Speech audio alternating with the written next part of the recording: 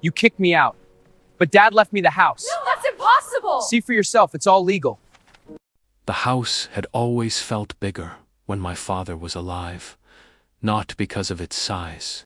The place was modest, an aging two-story home at the edge of a quiet neighborhood, with creaky wooden floors and a backyard that had slowly surrendered to wild grass over the years. But when my father was there, the house carried a warmth that filled every corner. He had built much of it himself long before I was born. Every shelf, every doorframe, every uneven stair had a story attached to it. He liked to remind people that the house wasn't just a place to live. It was proof that hard work could turn into something lasting. Growing up, I believed the house belonged to all of us. But after my father died, I learned how quickly that belief could disappear. The funeral happened on a gray afternoon that seemed determined to drain the color from everything around it. Relatives arrived from places I barely remembered, offering quiet condolences and carefully measured sympathy. Among them were my father's brother and his family. My uncle had always been a quiet presence in my childhood, appearing during holidays and family gatherings, but rarely staying long enough to become part of daily life. His wife carried a sharper personality, the kind that filled rooms quickly and rarely left space for anyone else before my father passed away. Their visits had always felt temporary after the funeral. They stayed at first. It seemed natural enough.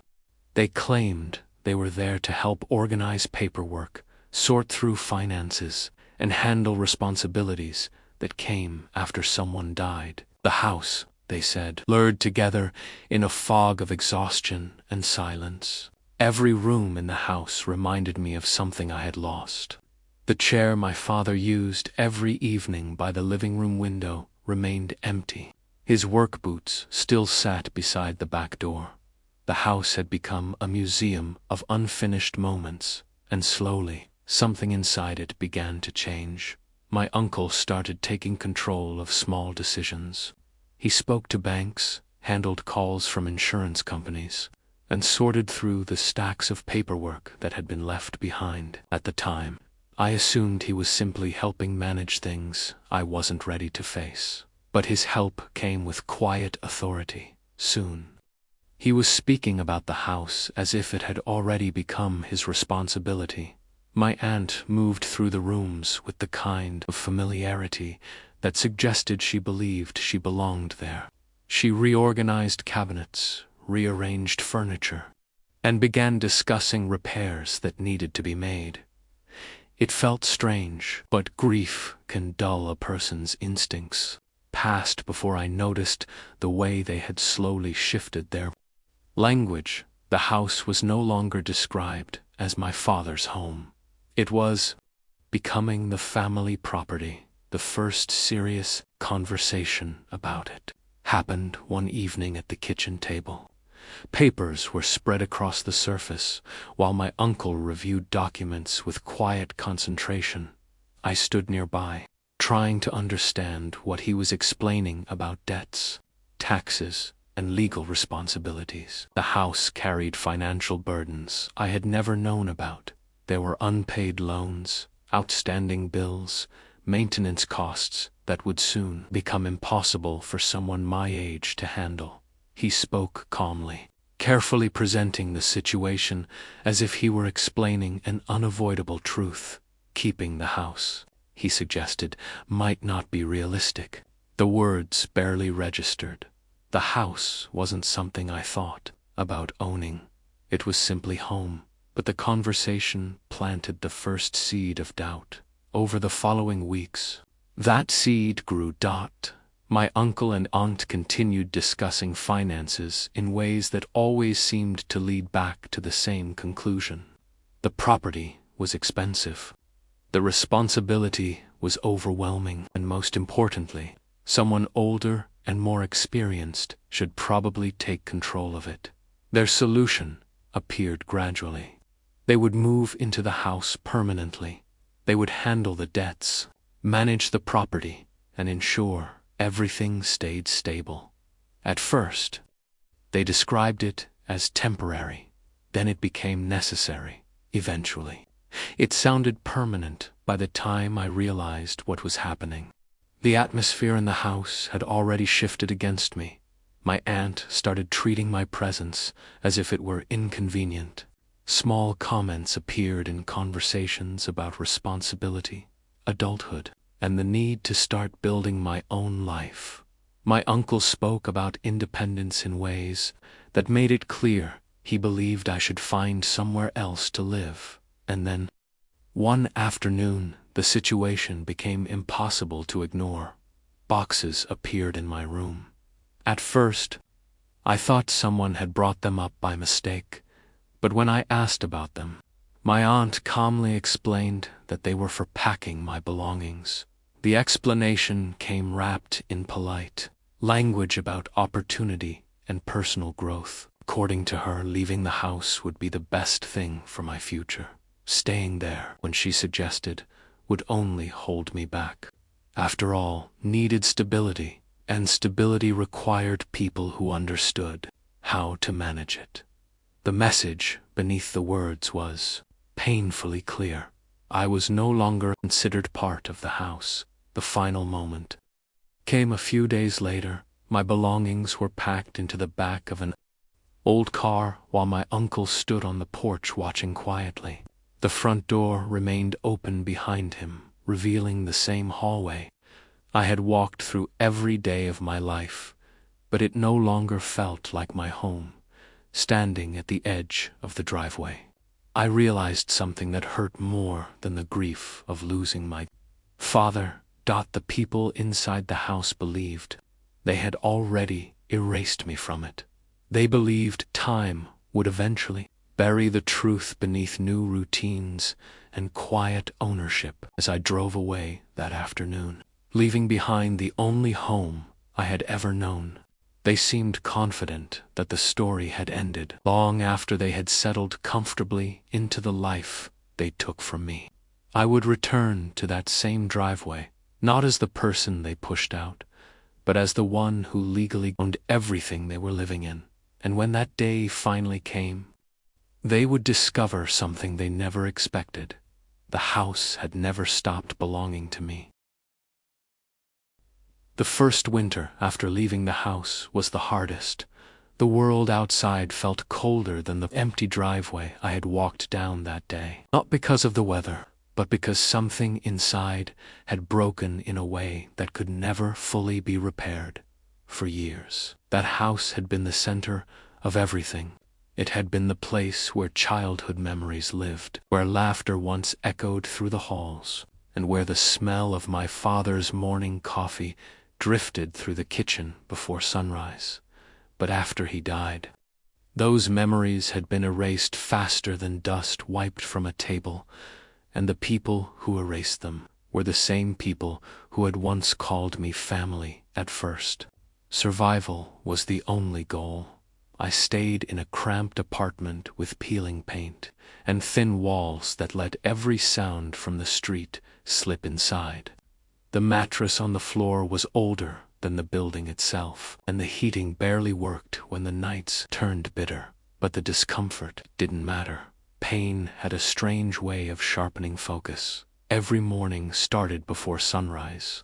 Long shifts, exhausting work, and endless nights studying financial records and property laws filled the days that followed. There was no room left for self-pity, only determination. Final moment at the front door had stayed frozen in my mind. My certainty that I would never return. Believed the story had ended the day I walked away. But for me, that moment had only been the beginning. The truth was something they never bothered to question. After my father died, the house hadn't simply fallen into their hands. It had required paperwork, signatures, and legal processes that none of them fully understood.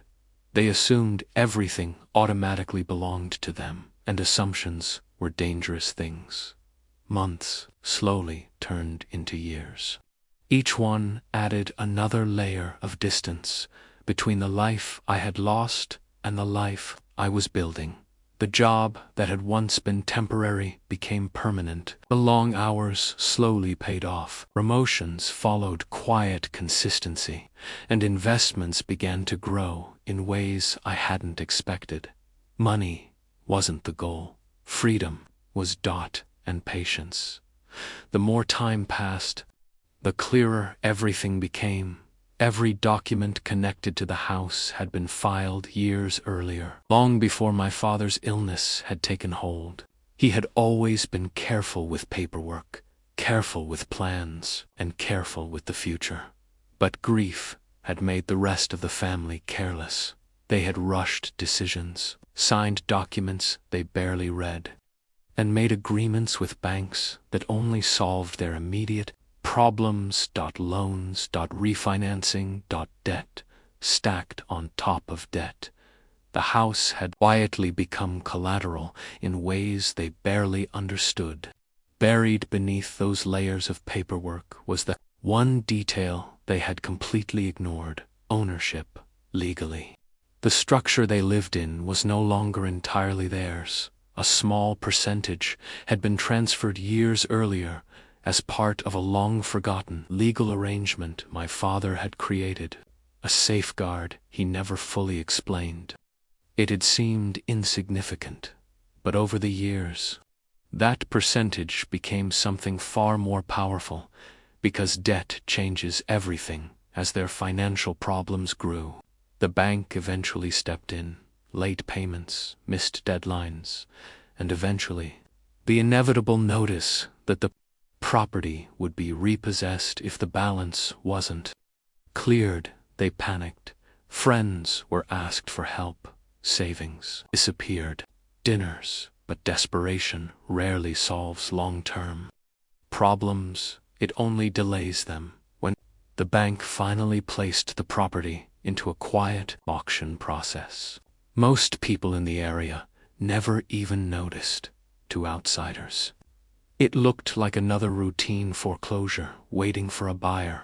But I noticed because for years I had been watching, not with anger, not with revenge, just with patience. The opportunity arrived on a rainy Tuesday afternoon. A simple email notification confirmed what I had suspected for weeks.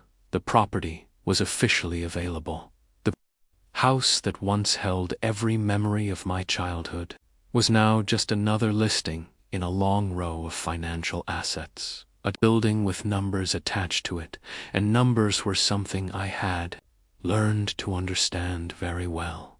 The purchase process happened quickly, quietly. No dramatic confrontations, no announcements, just paperwork, bank transfers, and signatures placed in the right places. Within days, the legal ownership shifted. The address remained the same. The walls were still standing, but everything else had changed. The irony of the situation was almost poetic. Years earlier, they had thrown me out of that house because they believed I had no right to stay there now, without even realizing it. They were living in a home that legally belonged to the very person they had pushed away. But I didn't rush back.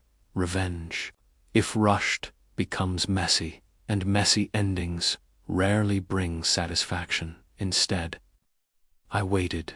Months passed, then another year. The house remained exactly where it had always been, quietly holding the same people inside its walls. They believed they had survived the financial disaster. They believed the bank had simply sold the debt to another lender. And for a while, life seemed normal again. Returned. Cars filled the driveway.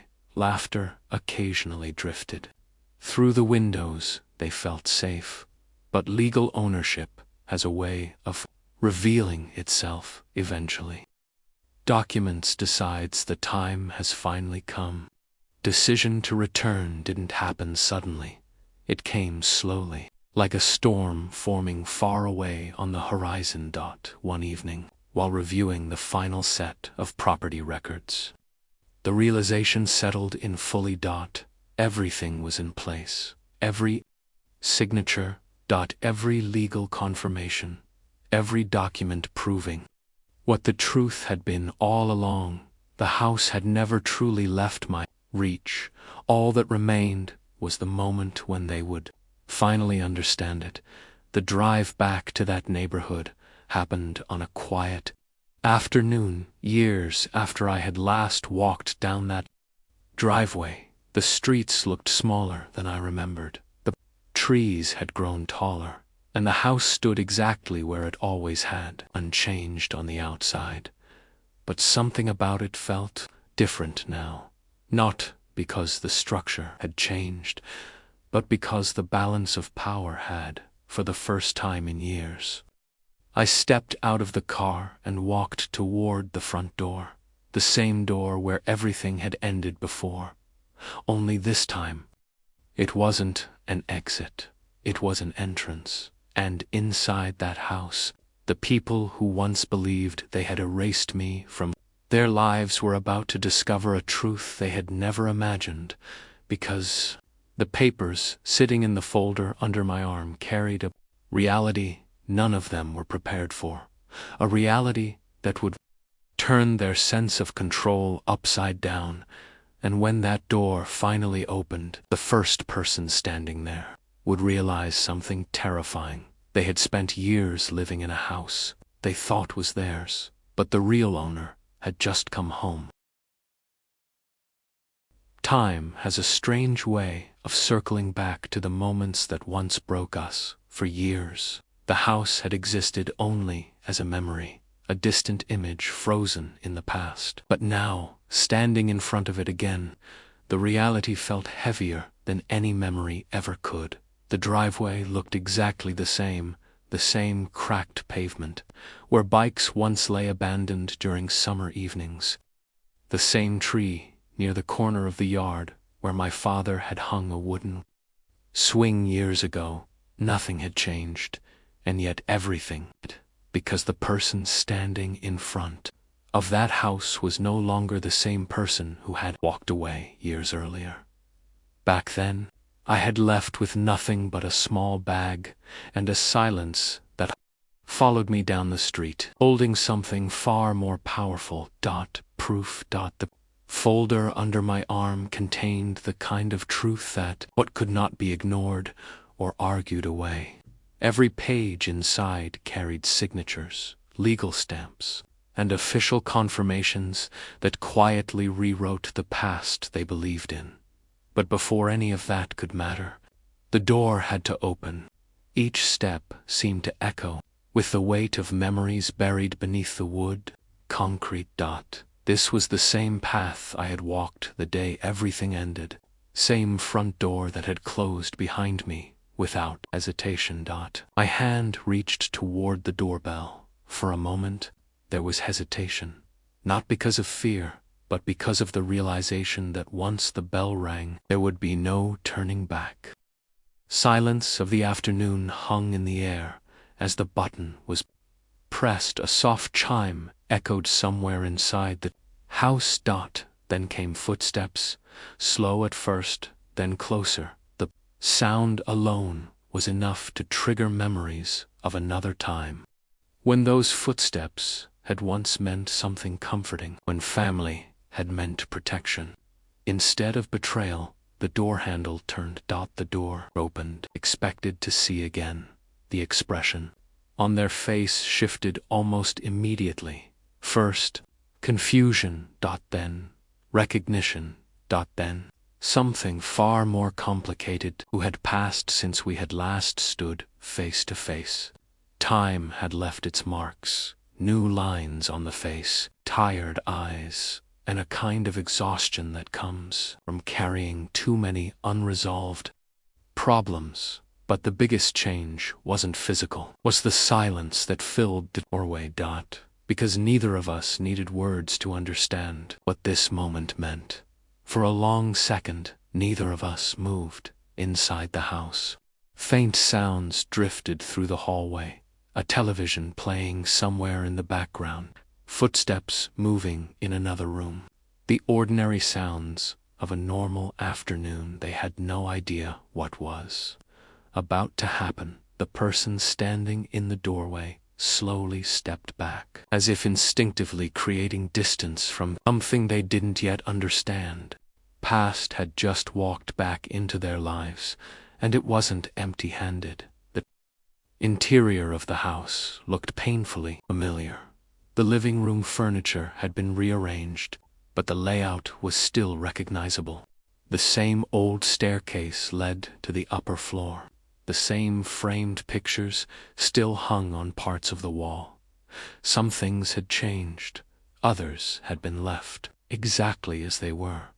For a brief moment, the memories hit harder than expected. This place had once been home, but that feeling disappeared the moment reality returned.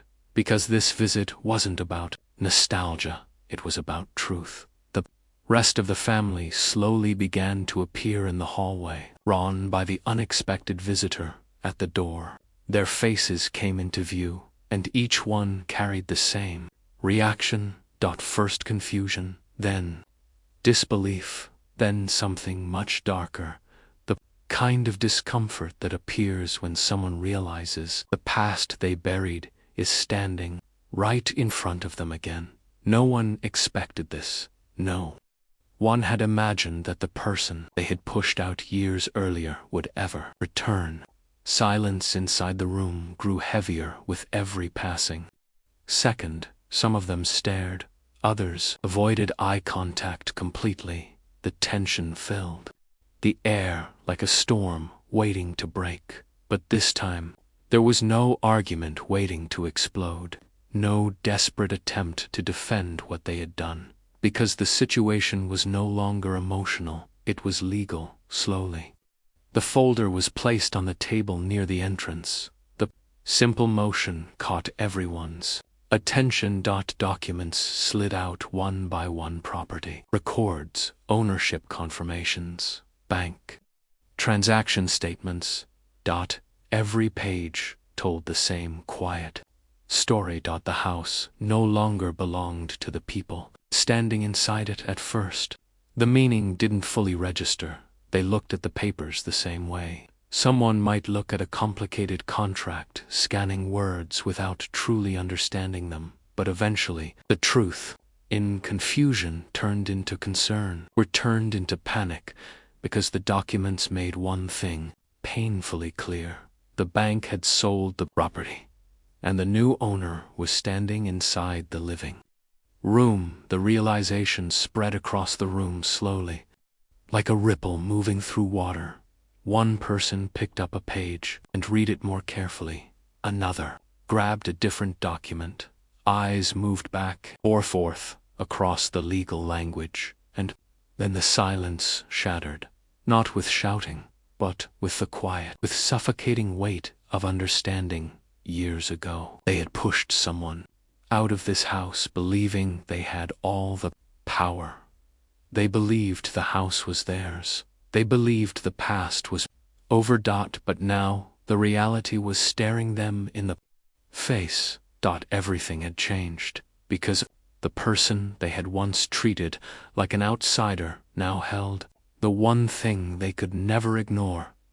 Ownership. And suddenly, every comfortable moment they had lived inside these walls for the past few years felt uncertain. Because the power they once held had quietly shifted without them even noticing.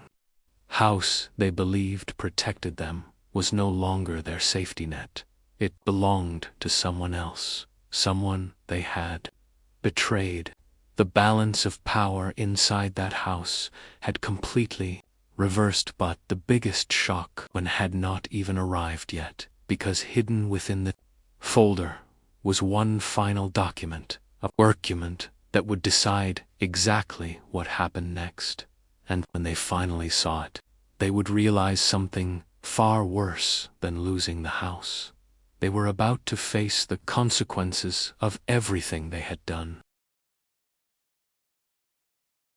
Silence has a way of revealing things people try desperately to hide. Inside the living room, The air had grown heavy with the weight of realization. The documents scattered across the table no longer looked like meaningless paperwork. Now they looked like something far more dangerous. Proof. Every person standing there had reached the same quiet conclusion, even if none of them wanted to say it out loud. The house they believed belonged to them was no longer theirs. For years they had walked through these rooms, believing they were safe, believing the walls protected them, believing the past had been buried the day they forced someone else to leave. But the past has a strange way of waiting patiently, and sometimes it returns, carrying the truth. The shift in power was almost visible. The same people who once stood confidently in this house now looked uncertain inside their own living room. Their eyes moved between the documents and the person standing calmly near the doorway. Realization had finally arrived. The person they once treated like an outsider had come back as the legal owner of the house they lived in. Detail. It was the final document in the folder that truly mattered, untouched until now. Slowly, it was placed on the table. At first, no one reached for it, perhaps because they were afraid of what it might say.